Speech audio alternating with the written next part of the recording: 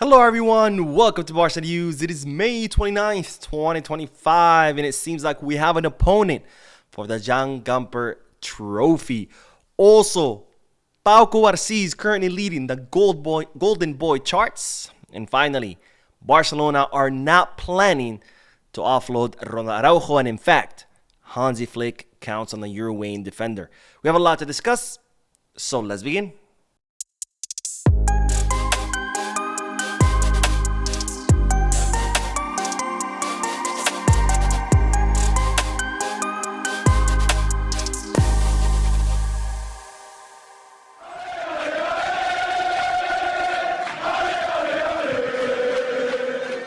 Hello everyone, welcome to the channel. My name is Mo, and it seems like we know who our opponent is going to be for the Joan Gamper trophy. Now, as Hansi Flick announced, the preseason will begin officially on July 13th with the medical exams, of course, followed by training.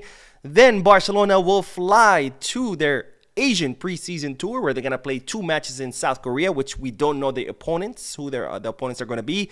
And then they're going to play a match in Japan against Vissel Kobe, the former team of Andres Iniesta. And then they will come back to Barcelona in order to play the Joan Gamper trophy, which is always the final friendly match of the preseason. And it seems like our opponent is going to be no other than Como, who are currently led by Cesc Fabregas, seem to be the chosen team that will face off against Barcelona. And I have to say, that's pretty cool to see Cesc Fabregas come back to his home, to FC Barcelona, with the team where he's having lots of success. You know, Como has become kind of a Cinderella story. Only last year did they get promoted from second to first division in the Italian league. And now they just managed a 10th place in the Serie A. Not bad for a team that had just gotten promoted. Now, of course, Barcelona are hoped to play the Joan Gamper trophy match at the Spotify Camp Nou.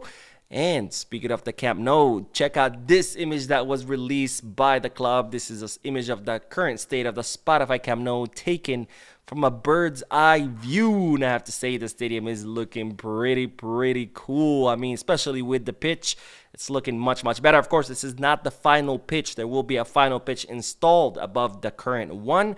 And look at the seats. Most of them are installed in the first 2 rings. Of course, the first 2 rings are going to be the ones that will reopen. They will hold a total of 60,000 people. And then as you can see, the third brand new ring is going up. The first level, or at least the foundation for the first level of the third ring seems to be done. And now the second, or the foundation for the second level of the third ring is starting to go up. Of course, the first level of that third ring will have the VIP boxes or the VIP suites, which, as I reported in previous video, Barcelona making a lot of money from selling and renting out, or leasing out, I should say, those VIP boxes. Now on to the next bit of news, because speaking of making money, today Joan Laporta and the board of directors held a very long meeting in the offices of Barcelona where they discussed everything there is to discuss about the club, including this past season, the economy of the club, how much money they've made so far, how much money they expect to make, and of course, looking ahead, what kind of possible signings Barcelona will be able to make during this summer transfer market. Now, we don't have the exact details of what transpired during this meeting, but I'm sure in the next few days we'll start getting little bits of news here and there of what was actually discussed during this board meeting. So, of course, if you're not subscribed yet, make sure you do, because I'm always here to cover everything, every little bit of news, little or big, in regards to our beloved club, FC Barcelona. Now, let's move on to the next bit of news, because the CIES Football Conservatory has released a list of most impactful players in the whole world out of 60 leagues that the CIES Conservatory study, or sorry, not conservatory, observatory study. Now, if you don't know what the CIES is, it's an independent institute where all they do is they study football, players, teams, leagues, statistics, performance, you name it. They study it, and they have released a list of the most impactful or the most influential players in the entire world. And this is the current list. In number 1, Mohamed Salah from Liverpool with 100 score. And then right behind him, and only by a very, very, very small margin, Lamine Yamal with a 99.6 score. And right after Lamine, Pedri Gonzalez with a 98.7 score. Now, this is absolutely amazing. Now, you might say, why is it amazing? Mo Salah has the first. Because let's not forget, Lamine Yamal is only 17 years old. This is a child, ladies and gentlemen, and yet he is considered one of the most impactful players, one of the most complete players in the world, alongside, of course, Pedri. So 2 Barcelona players in the top 5. And then if you want to count the top 10, well, it's 3 Barcelona players, because there is Rafinha in number 8, considered the 8th most impactful player in the whole world during this 2024-2025 season. Absolutely remarkable what Lamine Yamal is doing at his very young age of 17 years old. Now, speaking of amazing players and what they are doing, let's talk about the European Golden Boy, because the charts or the rankings for the 2025 European Golden Boy Award have been released. And look who tops the chart.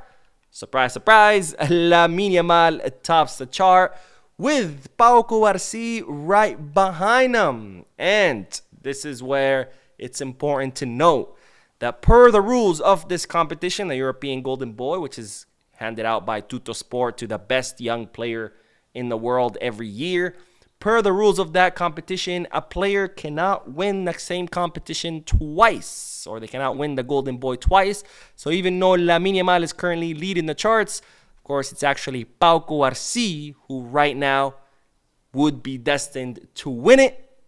And I have to say, if he does, that would be pretty cool, because we always talk about Lamine Yamal this, Lamine Yamal that, but we forget that we have yet another gift on our team, another gift from Masia, who is Pau Cubarsi, who in my opinion is as good as Lamine Yamal. But of course, Pau Cubarsi is as good as Lamine Yamal defensively, where Lamine Yamal is offensively. But of course, the world of football, we always like to appreciate offensive players more, because, we want to see dribbling, goals, assists, etc.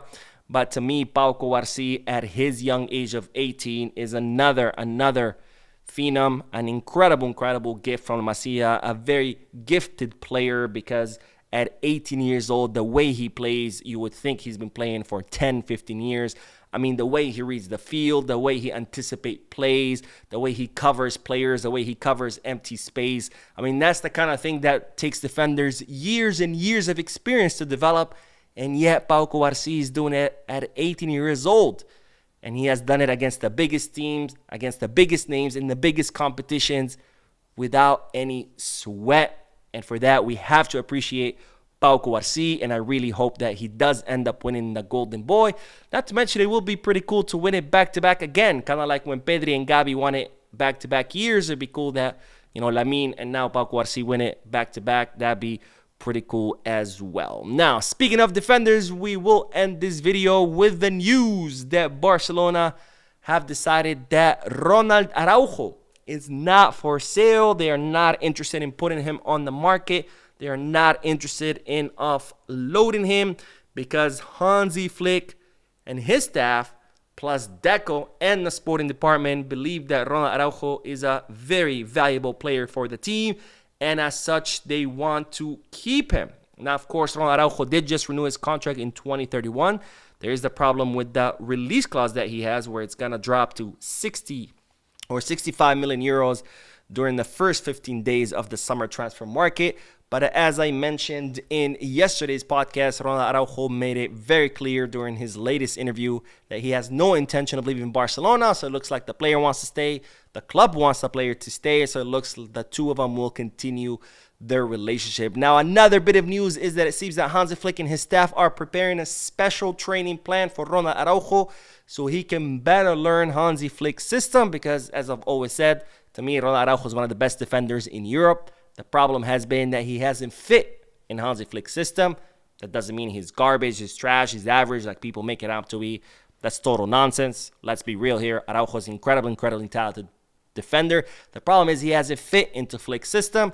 So Flick wants to implement the special training course for Araujo so he can learn the system and better fit. And if that can happen, I think that would be absolutely amazing because, again, we have one of the best defenders in Europe. So why not try to make him fit?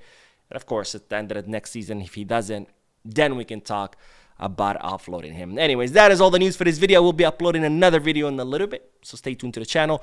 Don't forget to hit the like button, subscribe to the channel, drop a comment. And as always, Visca Barça.